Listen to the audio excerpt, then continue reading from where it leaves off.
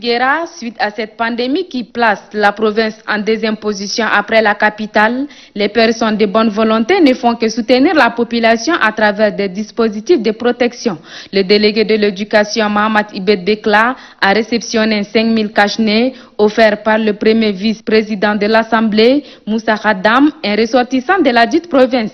Ces cache-nez sont destinés essentiellement aux élèves qui viennent de prendre le train en marche. Il est bien vrai que sur le plan national, les malades guérissent et le nombre de contaminés diminue. Cela ne donne pas une raison de lâcher tout d'un coup l'application des mesures de protection. La réouverture des établissements et le de culte changent les données puisqu'il y a attroupement de personnes. Dans ces cas, seul le respect de ces mesures demeure une solution adéquate. Mohamed Ibed Bekla remercie vivement l'œuvre de Moussa Khadam qui, d'après lui, ce dernier n'a pas manqué de voler au secours de sa province depuis l'enregistrement du premier cas testé positif dans la province du Guéra. Le secrétaire général de la province, Djurambete Dingamio, s'est joint aux délégués pour remercier les cadres du Guéra qui soutiennent leurs frères et surtout le premier vice-président de l'Assemblée, Moussa Khadam, pour son inquiétude à l'endroit des élèves. L'UNICEF, pour sa part, a remis 20 cartons de savon, 20 kits de lavage de mains et 20 bouteilles d'eau de Javel. Le délégué de l'éducation et les différents chefs de service, très satisfaits, montrent leur gratitude à ces programmes qui jouent un grand rôle dans la province du Guéra.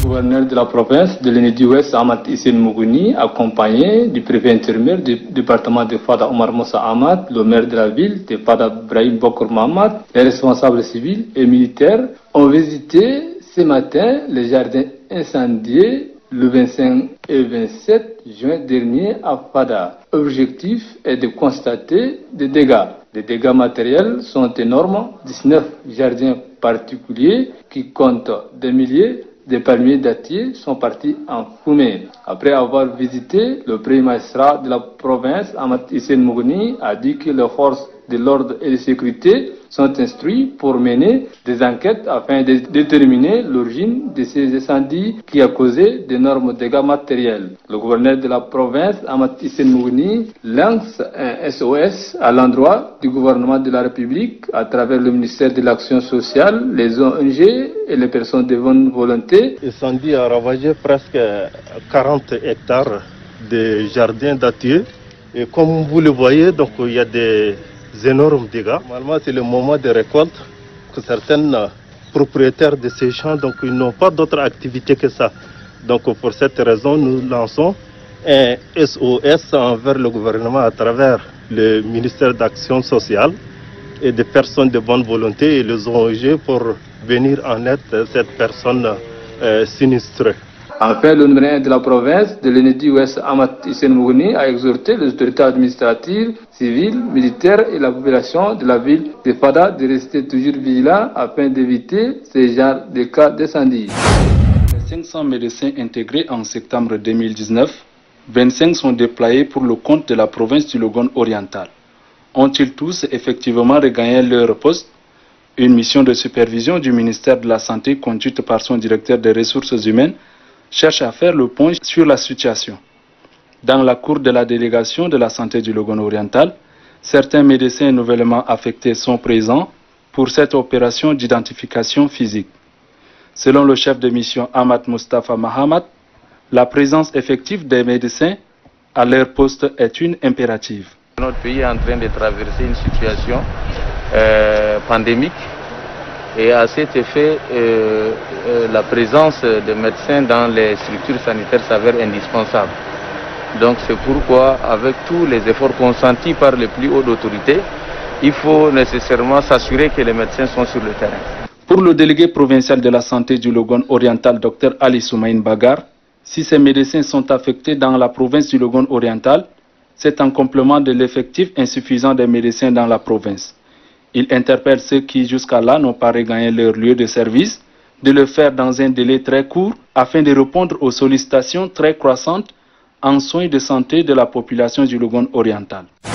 Durant une semaine, les membres de l'association des jeunes tchadiens de la zone pétrolière AJTZP, avec leurs partenaires Suicide, vont sillonner les sous-préfectures de Donia, de Gorée rural et de Mbaïkoro pour sensibiliser les populations de ces zones rurales dans la lutte contre le coronavirus et mettre à leur disposition des kits de protection composés de plusieurs dizaines de kits de lavage de mains, des cartons d'eau de javel, des savons de fabrication locale, des gels hydroalcooliques, des pompes pour la pulvérisation des lieux publics, tout comme des mégaphones complètent le lot.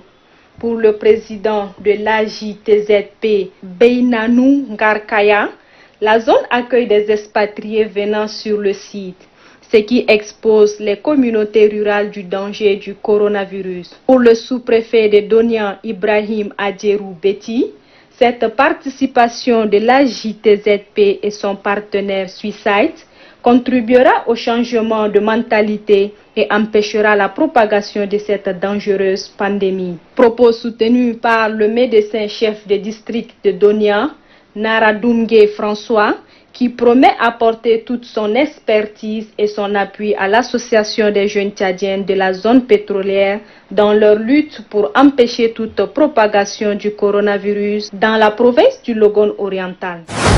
Pour conscientiser et sensibiliser surtout les femmes du Kanem, l'association des filles et femmes du Grand Kanem a choisi les présidentes des femmes des différents quartiers de la ville de Mao, communément appelée Migra, pour faire passer leur message. Avec des photos à l'appui, l'association a expliqué de long en large les dispositions à prendre pour prévenir le coronavirus. À cette occasion, la présidente de cette association, Fatima Mohamed Seyd, a rendu un hommage à toutes les personnes et surtout les corps médicaux qui se battent nuit et jour pour lutter contre cette pandémie. La présidente d'ajouter que cette pandémie est un adversaire qui a pris de court toute la communauté humaine depuis quelques mois. Le coronavirus a investi le monde entier en s'attaquant à ce que nous avons de plus cher, endeuillant ainsi de nombreuses familles, nous obligeant de revoir notre quotidien en prenant des mesures souvent difficiles, en fermant des lieux de culte, des écoles et les marchés. Président de la cérémonie, le préfet du département du Kanem, Brahim Alifa Ali, a demandé aux différentes présidentes des femmes des quartiers de Mao de suivre les conseils et l'explication de leurs sœurs de l'association des femmes et filles du Grand Kanem dans la conscientisation face au Covid-19. Brahim Alifa Ali a demandé à tous de respecter les mesures barrières édictées par le gouvernement. C'est une réponse qui n'est pas la première de la part du groupe AGB face à la pandémie de coronavirus au bénéfice principalement de la population de la sous-préfecture de Kounjouro. En plus des forages d'eau à motricité humaine en cours de finalisation, le groupe Ahmed Goni Bichara offre aux établissements scolaires et aux lieux de culte de cette localité du matériel scolaire et de protection contre la Covid-19. Il s'agit de 500 cahiers avec images et conseils du gouvernement sur la Covid-19, 150 affiches, 15 dispositifs de lavage de mains, 1000 masques grand public et 20 gels hydroalcooliques. En remettant ces dons aux autorités locales, le représentant du groupe AGB, Agit Ahmed Goni Bichara, a rappelé le contexte de l'intervention de ce groupe d'entreprises aux côtés du gouvernement tchadien pour parer la route à la Covid-19. Une participation qui va se poursuivre, promet-il. Il a par ailleurs encouragé les associations locales à intensifier la sensibilisation suivant les instructions du gouvernement. La Covid-19 est certes affaiblie depuis que le président de la République, chef de l'État, a pris personnellement les commandes de la riposte. Toutefois, dira le sous-préfet de Kounjouro, Idriss Souleymane Bouyeme, qu'il n'est pas question que la population baisse la garde, notamment en ce qui concerne les bonnes pratiques à adopter pour lutter efficacement contre cette pandémie. Sofa Ngali Taher, dans le département de Cléta, est la dernière étape de mission de sensibilisation entamée par les membres du sous-comité provincial de sensibilisation de lutte contre le Covid-19 du Bahr el Ghazal. Compte tenu de l'importance du message à livrer, les différentes corporations se sont adressées à la population. Il s'agit du représentant des cantons Ankorda El Hadji Mohamed Adoum, le sous-préfet de Michimiri, Maloum Kedelay, le membre du bureau politique national du MPS du département de Cléta, Djiddi Choukou, le député Abdraman Ahmad Choukou et le préfet du département de Cléta, Abakar Mustafa, ont tous apporté leur contribution pour prévenir la pandémie du Covid-19. Samira Malouflo, délégué de la femme, de la protection de la petite enfance et de la solidarité nationale du Bahr el Ghazal, et Salim Ahmad Zen, coordinateur adjoint du sous-comité provincial de sensibilisation de lutte contre le Covid-19 du Bahr el Ghazal, se sont relayés pour rappeler à l'assistance le lavage des mains, l'utilisation des cache-nez et le non-attroupement des personnes qui sont les mesures barrières pour réduire la propagation du coronavirus. Saluant les efforts fournis par le gouvernement et ses partenaires dans la lutte contre cette pandémie, le secrétaire général de la province du Bahr el-Ghazal, Djibril Souleymane Nourène, a demandé à la population au respect strict des mesures sanitaires en vue de parvenir à éradiquer définitivement le Covid-19 au Tchad. Après avoir remis officiellement des cache-nez aux autorités locales, il a été confié à Abselpa, Action pour la protection, la santé, l'environnement et la pénurie alimentaire pour la distribution des cache-nez. Le maire de la ville de Massakori, Korma Matokoso, accompagne le gouvernement dans son combat d'éradication de la pandémie de Covid-19. Des centaines de masques grand public et des dispositifs de lavage des mains sont mis à la disposition des élèves des lycées et collèges de la province de Hadjelamis. Un important don du gouvernement pour permettre à la réouverture des salles de classe d'une part et d'autre part pour sauver l'année académique et scolaire, situe le maire de la ville de Massakori. Nous avons le devoir quand même de faire de notre mieux pour protéger au mieux toutes les différentes couches sociales de notre commune. Un moyen très efficace de se protéger contre la Covid-19.